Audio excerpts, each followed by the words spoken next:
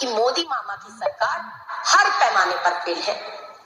दमोह के अंदर एक अस्पताल में, जिला अस्पताल में बिस्तर कम है और पेशेंट ज्यादा है। एक बिस्तर पर 2-2, 3-3 बच्चों का इलाज चल रहा है। दरी पर बिठाकर, दरी पर लेटाकर उनके परिजन उनके बच्चों का इलाज कराने के लिए मजबूर है। ऐसा नहीं है अस्पताल में बिस्तर मौजूद नहीं है, हॉल में बिस्तर बंद है, लेकिन अस्पताल का प्रशासन मूक दर्शक बनके इस कार्य को देखने का काम कर रहा है। अगर बिस्तर मौजूद है तो वो बिस्तर प्रोवाइड होने चाहिए, बच्चों को मिलने चाहिए।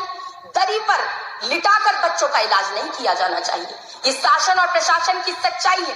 एक तरफ शिक्षकों की पदोन्नति की बात की गई तो 10 साल बाद पदोन्नति हुई है की बात आई है सामने, लेकिन उसमें भी शिक्षकों की पदोन्नति के लिए जब शिक्षक जाते हैं तो क्या पाते हैं कि पोर्टल पर पद रिक्त नहीं दिखाए जा रहे हैं, लेकिन जो हकीकत है, हकीकत में पद रिक्त है।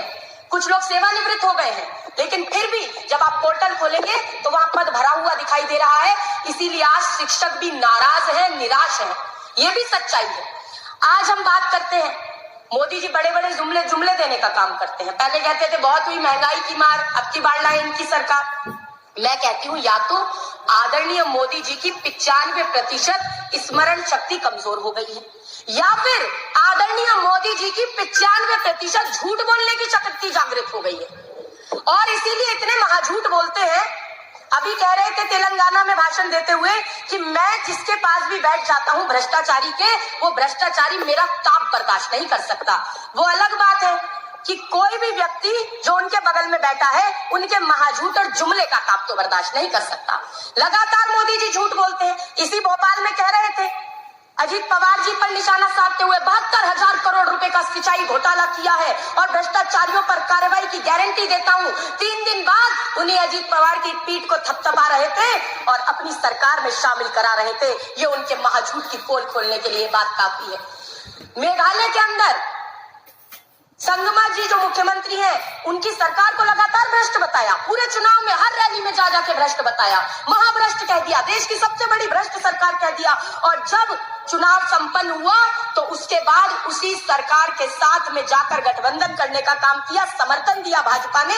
और अमित शाह जी भी शपथ ग्रहण में गए थे, मोदी जी भी शपथ ग्रहण में गए थे और तब अपने ही एक विधायक को उसी भ्रष्ट तथाकथित भ्रष्ट सरकार में मंत्री बनाने का काम किया। तो ये महाझूठ की पोल खोलने के लिए काफी है। तो मैं भाजपा वालों को एक सलाह देती हूँ कि आदरणीय भाजपा वालों, एक स्मरण शक्ति तेज करने की ब्रह्मी बूटी आती है, तो जरा स्मरण शक्ति तेज करने की ब्रह्मी बूटी घोट घोट कर मोदी जी को पिलाओ। और अगर आप सच में महिला और ओबीसी हितैषी हो तो 73 साल के वयोवृद्ध मोदी जी को जरा भाजपा के मार्गदर्शक मंडल में अब शामिल कराओ और एक महिला पिछड़े वर्ग की कद्दावर नेता उमा भारती जी को 2024 के लोकसभा चुनाव में प्रधानमंत्री का दावेदार तो बनाकर दिखाओ। लेकिन भाजपा अपने आप को ओबीसी का हितैषी बताती है, मोदी जी अपने आप को पिछड़े वर्ग का बताते हैं, लेकिन पिछड़े वर्ग के लोकतांत्रिक अधिकारों की लड़ाई नहीं लड़ पाते हैं। मोदी जी जन्मजात ओबीसी नहीं है। मोदी जी गुजरात के मुख्यमंत्री थे, उस समय उन्होंने अपनी अगड़ी जाति को पिछड़े वर्ग की सूची में शामिल कराया।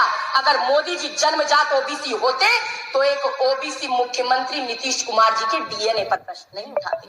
अगर मोदी जी ओबीसी होते तो ओबीसी की जातिगत जनगणना कराने से नहीं कतराते। अगर मोदी जी ओबीसी होते तो 2011 में कांग्रेस की तत्कालीन सरकार द्वारा कराई गई जातिगत जनगणना के आंकड़ों को सार्वजनिक कराते। अगर मोदी जी जन्मजात ओबीसी होते और ओबीसी के अधिकारों की लड़ाई लड़ने के लिए सक्षम होते और अंदर से हितैषी होते तो बिल्कुल वो 49.5 का जो आरक्षण पर कैप लगा है, पूर्ण बहुमत की सरकार में उस कैप को हटाकर मोदी सरकार ओबीसी को उनके अधिकार दिलाने का काम कराती। लेकिन मोदी जी ओबीसी का सिर्फ नाम लेते हैं, ओबीसी हितैषी नहीं है।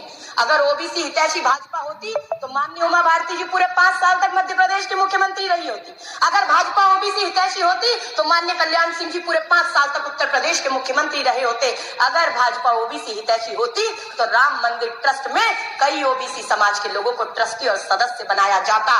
लेकिन उमा भारती जी, विनय कटियार जी, साध्वी रितंबरा जी कोई भी राम मंदिर के ट्रस्ट में आज मौजूद नहीं है। क्या कारण है?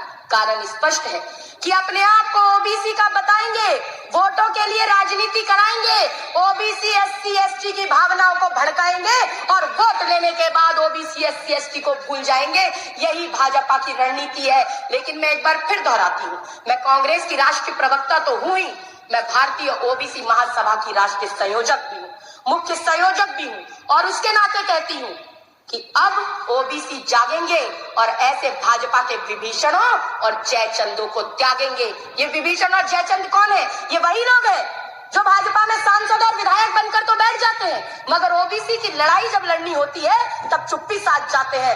फेविकॉल के जोड़ की तरह मुंह बंद हो जाता है इनका, कि कोई आवाज नहीं उठाते। ना ये महिला आरक्षण में ओबीसी की जिम्मेदारी की आवाज उठाते हैं, ना ओबीसी को न्यायपालिका, कार्यपालिका, विधायिका, मीडिया, निजी क्षेत्र सहित सभी जगहों पर हिस्सेदारी देने की बात उठाते हैं। बात किसने उठाई? बात उठाई परम आदरणीय राहुल गांधी जी ने।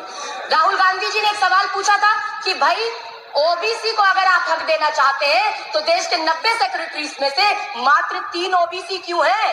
लोकतंत्र में तो बहुमत का शासन है, जितनी संख्या भारी उतनी उसकी भागीदारी। तो ये तो बहुमत नहीं है, देश में बहुमत किसी और का है, संख्या किसी और की है, लेकिन सेक्रेटरीज में संख्या किसी और की क्यों है ज्यादा? ये प्रश्न आदरणीय राहुल गांधी जी ने जायज उठाया और राहुल गांधी जी उस बात को लेकर चल रहे हैं और हम सब उनके साथ खड़े हुए हैं। मुझे लगता है ये महत्वपूर्ण बातें हैं और इन्हीं बातों के साथ मैं अपनी वाणी को विराम देते हुए आपके प्रश्नों को आमंत्रित करती हूँ।